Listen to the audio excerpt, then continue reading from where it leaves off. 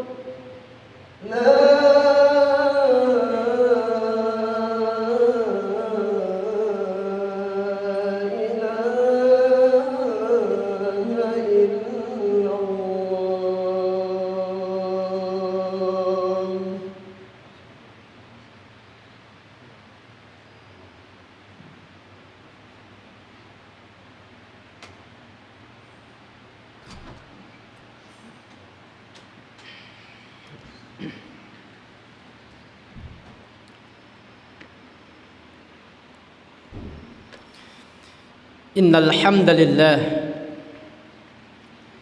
nahmaduhu wa nasta'inuhu wa nastaghfiruh wa na'udzu billahi min shururi anfusina wa min sayyiati a'malina man yahdihillahu fala mudilla lahu wa man yudlil fala hadiya lahu ashhadu an la ilaha illallah إقرارا به وتوحيدا وأشهد أن محمدا عبده ورسوله لا نبي بعده اللهم صل وسلم على نبينا محمد وعلى آله وأصحابه ومن تبعهم بإحسان إلى يوم الدين أعوذ بالله من الشيطان الرجيم يا أيها الذين آمنوا اتقوا الله حق تقاته ولا تموتن إلا وأنتم مسلمون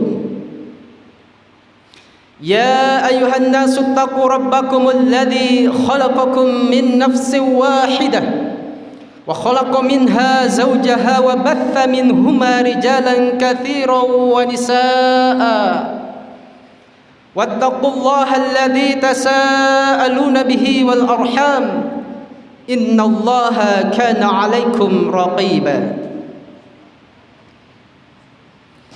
يا أيها الذين آمنوا اتقوا الله وقولوا قولا سديدا يصلح لكم أعمالكم ويغفر لكم ذنوبكم ومن يطع الله ورسوله فقد فاز فوزا عظيما أما بعد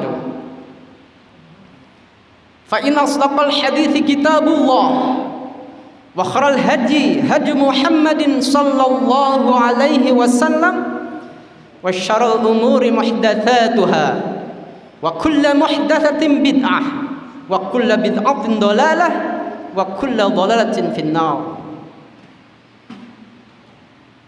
أيها الحاضرون رحمني ورحمكم الله. Alhamdulillah, pada kesempatan ini kita semuanya bisa berkumpul di tempat yang insya Allah dimuliakan Allah Subhanahu wa Ta'ala. Oleh karenanya marilah kita sama-sama untuk meningkatkan keimanan kita kepada Allah Subhanahu wa Ta'ala. Sebagai wasiat khatib khusus untuk jamaah, juga untuk dirinya pribadi, mari senantiasa kita tingkatkan keimanan kita, ketakwaan kita kepada Allah Subhanahu wa Ta'ala, bahwasannya fitrah manusia tiada lain dan tiada bukan kecuali hanya untuk beribadah kepada Allah Subhanahu wa Ta'ala. Mari kita sama-sama muhasabah diri. Untuk apa kita diciptakan oleh Allah Subhanahu wa Ta'ala di dunia ini? Jawabannya wa ma khalaqtul jin wal insa illa liya'budun. Tiada lain dan tiada bukan, Allah menciptakan jin dan manusia illa liya'budun, kecuali untuk beribadah kepada Allah. Jadi tujuan kita, fitrah kita adalah ibadah. Maka bagaimana caranya agar senantiasa langkah kita, napas kita menjadi bernilai ibadah? Jangan mencari hal-hal yang tidak bernilai ibadah, karena itu bertolak belakang dengan fitrahnya kita sebagai manusia sekaligus sebagai hamba Allah.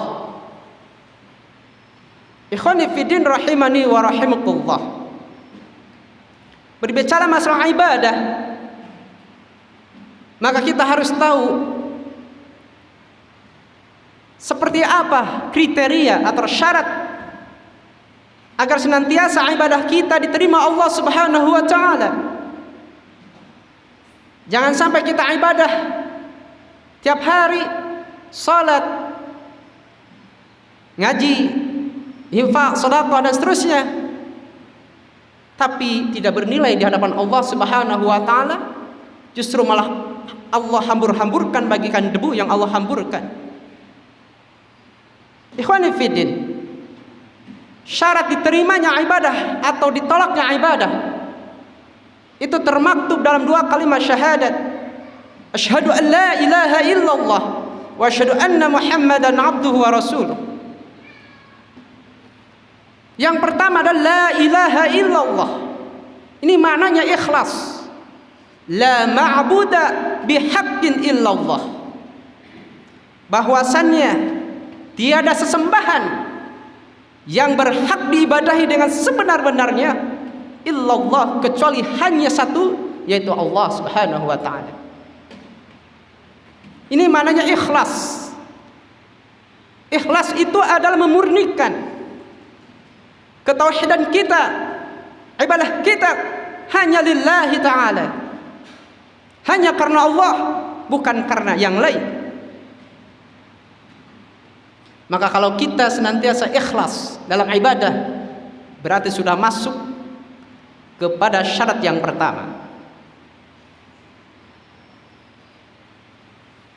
Setiap saat dalam sholat kita berikrar kepada Allah Subhanahu wa taala dalam surah Al-Fatihah, iyyaka na'budu wa iyyaka nasta'in. Hanya kepadamu ya Allah kami menyembah, dan hanya kepadamu ya Allah kami meminta pertolongan. Bahkan Allah tegaskan dalam surah Al-Ikhlas, qul huwallahu ahad, Allahus samad. Qul, katakan ya Muhammad, Allah huwallah, dialah Allah, ahad, esa. Allahus samad, Allah tempat bergantung semua makhluknya. Jadi kita gak boleh bergantung kepada selain Allah. Barang siapa yang bergantung kepada selain Allah, meminta kepada selain Allah, menyembah kepada selain Allah, berarti sudah ternodai keikhlasannya, sudah kotor, tidak ikhlas lagi, tidak murni lagi ibadah kita. Inilah yang disebut dengan kesyirikan. Maka pada kesempatan ini khatib akan fokus di dua hal. Yang pertama, bagaimana kita menjaga keikhlasan kita kepada Allah Subhanahu wa taala dari kotoran-kotoran dosa syirik. Ikhwani fiddin, ketahuilah bahwasannya dosa syirik ini adalah dosa yang sangat besar. Ini termaktub baik dalam Al-Quran ataupun dalam sunnah Nabi Sallallahu Alaihi Wasallam.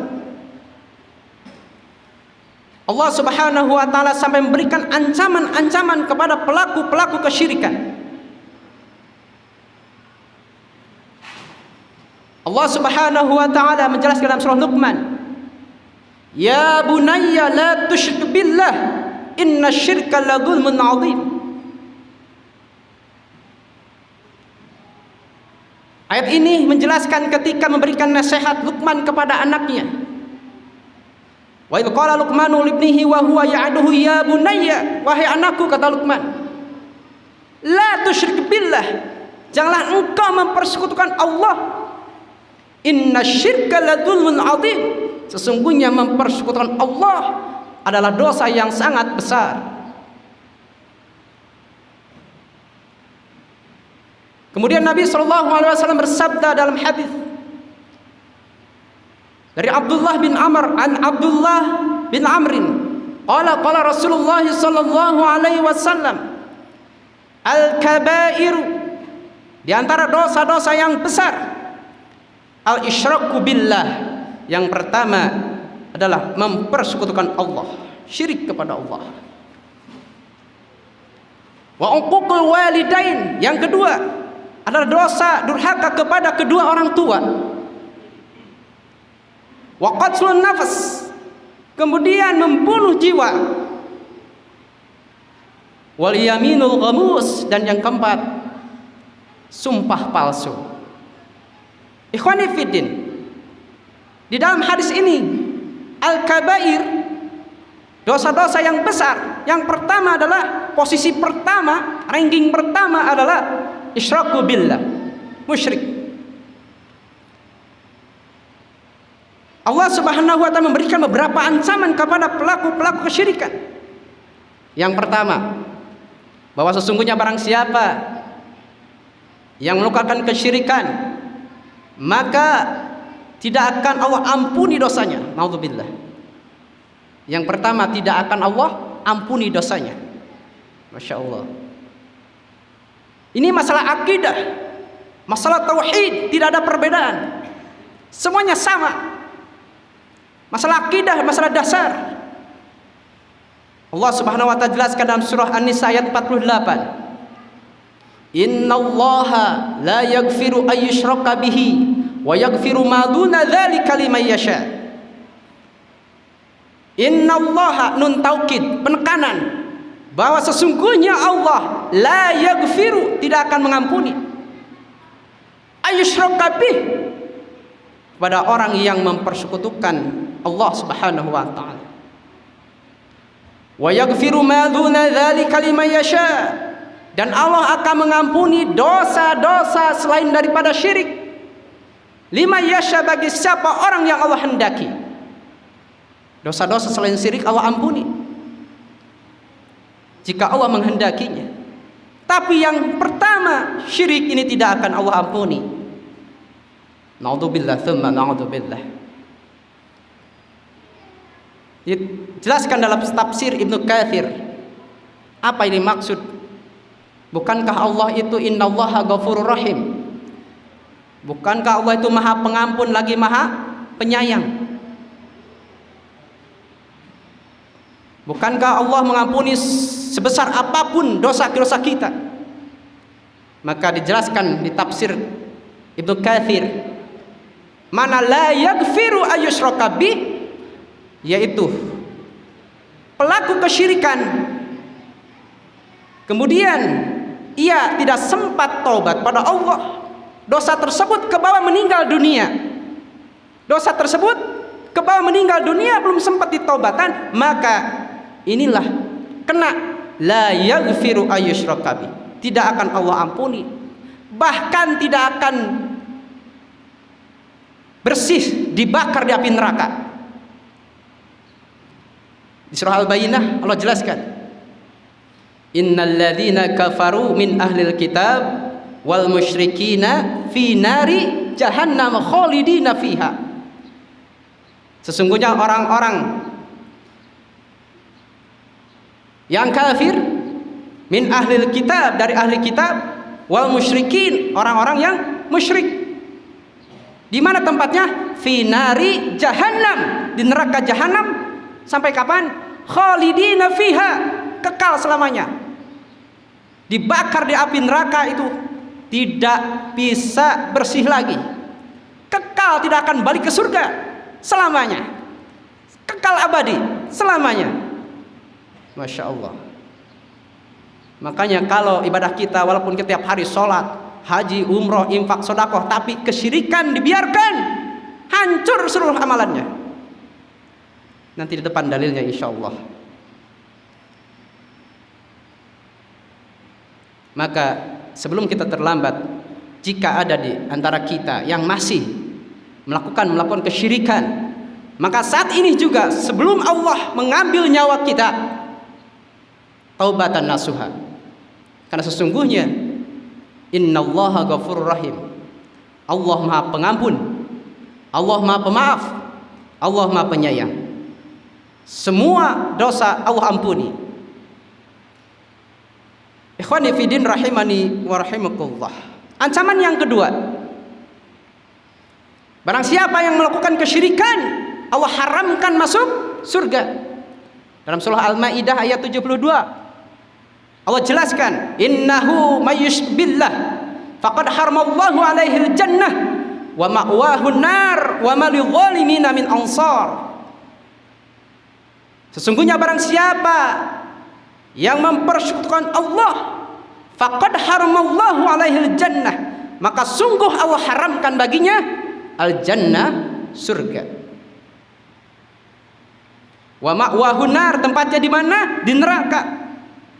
Wa ma lidzalimina min ansar, dan tidak ada penolong satupun bagi orang-orang yang zalim. Zalim itu dosa, yaitu kesyirikan. Masya Allah, haram masuk surga. Kemudian yang ketiga, mungkin yang terakhir di pertemuan yang awal ini, yang khatib yang pertama, Allah berikan ancaman kepada pelaku-pelaku kesyirikan, yaitu akan dihapus seluruh amal kita. Salat kita, ngaji kita, ya nanti puasa nih, puasa, tarawih, tadarus Al-Quran, itu semua akan hangus. Tidak ada apa-apanya, bagaikan debu yang Allah hambur-hamburkan. Allah jelaskan dalam surah Az-Zumar, innahu la in asyrakta la yahbatanna 'amaluk wa la takuna minal khasirin. Dalam ayat yang lengkapnya, wa laqad uhiya ilaika wa ilal ladina min qablika la in asyrakta la yahbatanna 'amaluk wa la takunanna minal khasirin. Sungguh telah kami wahyukan kepadamu ya Muhammad dan kepada orang-orang sebelummu, barang siapa yang mempersekutukan Allah, la yahbatanna 'amaluk, niscaya hanguslah, hapuslah seluruh amalmu. Hapus seluruh amal kita. Kita udah capek-capek ibadah, tapi tidak ada apa-apanya, hangus di hadapan Allah. Selain itu, termasuk orang-orang yang khasirin, yang rugi, naudzubillah. Maka senantiasa kita lebih fokus memperhatikan masalah akidah ini. Apakah kita masih melakukan kesyirikan-kesyirikan? Seperti apa kesyirikan tersebut pada umumnya? Pertama, menyembah kepada selain Allah, meminta kepada selain Allah, bergantung kepada selain Allah, membuat tandingan, percaya kepada rah-rah, animisme, dinamisme, dan seterusnya. Ini sangat luas sekali jika dijabarkan sampai ke contoh-contohnya. Jadi pada kesimpulannya, ketika kita ingin diterima Allah Subhanahu wa taala ibadah kita, maka jangan ada kesyirikan. Bahkan di setiap hari kita baca dalam salat, kita berikrar, jujur kita ya, iyyaka na'budu wa iyyaka nasta'in. Sudahkan kita jujur bahwa sesungguhnya hanya kepadamu ya Allah kami menyembah, dan hanya kepadamu ya Allah kami meminta pertolongan.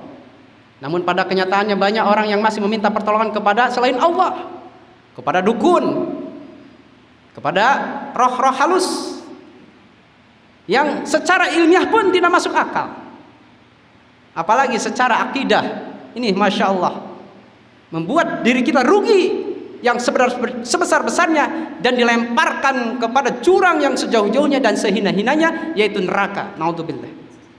Ikhwani fiddin rahimani wa rahimakumullah. Semoga senantiasa kita semuanya bisa kembali kepada Allah dalam keadaan selamat, hati yang selamat, dan membawa amal ibadah kita. Barakallahu li wa lakum fil Qur'anil azim wa nafa'ni bima fihi min ayati wa dzikril hakim wa taqabbalallahu minna wa minkum tilawatahu innahu huwas samiul alim.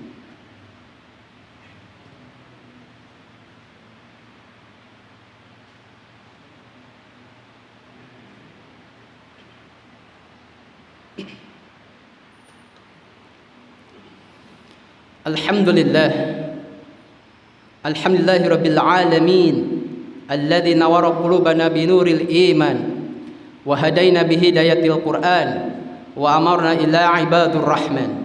Ashhadu an la ilaha illallah wahdahu la syarikalah wa ashhadu anna Muhammadan abduhu wa rasuluh. Allahumma shalli wa sallim ala nabiyyina Muhammadin wa ala alihi wa ashabihi wa man tabi'ahum bi ihsani ila yaumil qiyamah. Amma ba'd. Jamaah sidang Jumat yang dimuliakan Allah Subhanahu wa taala. Adapun syarat yang kedua agar senantiasa diterima ibadah kita kepada Allah, yaitu wa anna Muhammadan abduhu wa rasuluh. Apa maknanya? bahwasanya kita harus senantiasa mengikuti Nabi Muhammad SAW. Ittiba'ur Rasul, bahwa ibadah kita harus sesuai dengan apa yang dicontohkan oleh Rasulullah agar senantiasa diterima. Jadi yang pertama syaratnya adalah ikhlas, bersih, murni dari kotoran-kotoran kesyirikan. Yang kedua adalah ittiba'. Qul in kuntum tuhibbunallah fattabi'uni yuhibbukumullah. Jadi kalau kita cinta kepada Allah dan Rasulnya, fattabi'uni yuhibbukumullah, maka itulah, ikutilah Allah dan Rasulnya. Ikuti dalam semua hal. Jangan ditahrif, ditamthil, ditashbih. Langsung sami'na wa ata'na. Insyaallah akan diterima Allah Subhanahu wa taala. Ikhwani fiddin, ketahuilah bahwa kullu bani Adam khata'un. Setiap anak Adam itu tidak lepas dari dosa dan maksiat, dari kesalahan dan khilaf. Maka kita jangan terlena dan jangan putus asa bahwa sesungguhnya Allah menyediakan lautan ampunan. Maka sebelum terlambat, mari saat ini juga kita langsung bertobat kepada Allah dengan cara illa man taba wa amana wa amila sholihan faulaika yubaddilullahu sayyi'atihim hasanat wa kana Allahu ghafuran rahim. Dengan cara bertobat, beriman, beramal saleh, maka semua dosa dan maksiat, semua kejelekan yang sudah pernah dilakukan akan Allah ganti, yubaddilullah sayyi'atihim hasanat, Allah ganti dengan kebaikan. Wa kana Allahu ghafurur rahim, dan Allah Maha Pengampun lagi Maha Penyayang. Jadi jangan putus asa. Segeralah bertobat kepada Allah sebelum terlambat. Karena sesungguhnya kematian itu sangat dekat. Jangan dientarkan. Bagaimana kalau hari ini, saat kini umur kita diangkat oleh Allah Subhanahu wa taala, tinggal kita menyesal ketika sudah di sana. Kalau sudah di sana kita nggak bisa kembali ke sini, tinggal nangis menunggu hari pembalasan. Semoga khutbah yang singkat ini bermanfaat. Innallaha wa malaikatahu yusholluna 'alan nabi ya ayyuhalladzina amanu shallu 'alaihi wa sallimu taslima.